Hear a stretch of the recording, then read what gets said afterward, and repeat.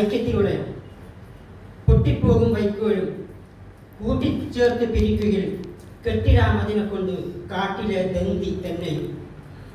കരയിലുള്ള ഏറ്റവും ശക്തിയുള്ള ബലവത്തായ ആനയെയും ദന്തിയെയും ഗജത്തെയും പിടിച്ചു കെട്ടാൻ ചകിരിനാരികൾ കൂട്ടിപ്പിരിച്ചാൽ സാധിക്കുമെന്ന പാഠം അത് വല്ലാത്തൊരു പാഠമാണ് അല്ലേ? അതാണ് യൂണിറ്റി. ഇന്ത്യ രാജ്യത്തിന്റെ അടിസ്ഥാനമായ തത്വമാണ്. നമ്മൾ പറഞ്ഞു യൂണിറ്റി ഡൈവേഴ്സിറ്റി.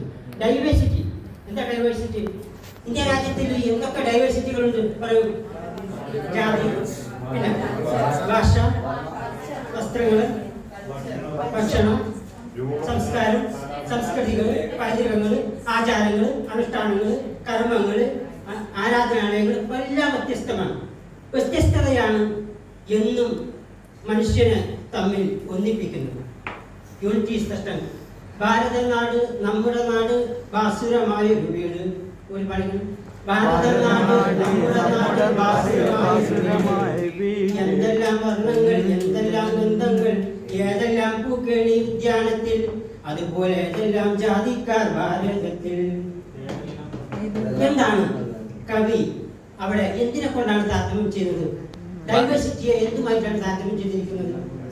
ഒരു പൂന്തോട്ടത്തെ പറ്റി. വ്യത്യസ്തമായ പൂക്കളുള്ള ഒരു പൂന്തോട്ടം. അത് കാണാൻ വല്ലാത്തൊരു ചന്തമാണ്. അതേപോലെയാണ് ഇന്ത്യ രാജ്യത്ത് ആളുകൾ ജീവിച്ചുകൊണ്ടിരിക്കുന്നത്. ഭാരതനാട് നമ്മുടെ നാട് ബാസുരമായൊരു വീട്. ഒരു വീട്ടിലുള്ള കുട്ടികൾ അവർ തമ്മിലുള്ള ഷെയറിങ്ങും ഫാമിലി തമ്മിലുള്ള ഷെയറിങ്ങും സന്തോഷമൊക്കെ അറിയാലോ. അതേപോലെ ആയിരിക്കണം ഒരു രാജ്യത്തിന്റെ പൗരന്മാർ എന്നാണ് പറയുന്നത്. India is my country. All Indians are my brothers and sisters. Okay, my brother എന്ന് പറഞ്ഞ വാക്കിന്റെ അർത്ഥം എന്താണ്? സഹോദരൻ. എന്ന് പറഞ്ഞാൽ സഹ ഉദരൻ. ഒരേ ഉദരത്തിലൂടെ സഹവസിച്ചവൻ. ഒരു മാതാവിന്റെ ഒരേ ഉദരത്തിലൂടെ സഹവസിച്ചവനാണ് സഹോദരൻ, സഹോദരൻ. അതേപോലെ ഇന്ത്യ രാജ്യത്തിന്റെ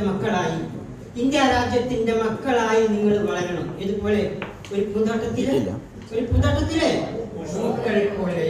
അതാണ് കവി അവിടെ ഉദ്ദേശിച്ച വൈവിധ്യമാണ്. നമ്മുടെ നാടിന്റെ പ്രത്യേകത എന്ന് പറയുന്നത് വൈവിധ്യമാണ്. വ്യത്യസ്തതയും ബഹുത്വവും ബഹുസ്വരതയും വൈവിധ്യവും വൈജാത്യവും ഡൈവേഴ്സിറ്റിയും പ്ലൂറാലിറ്റിയും വൈചിത്ര്യവും വൈഭിന്യവും നിറഞ്ഞ നാടാണ് നമ്മളെ നോട്ട് കണ്ടിട്ടില്ലേ?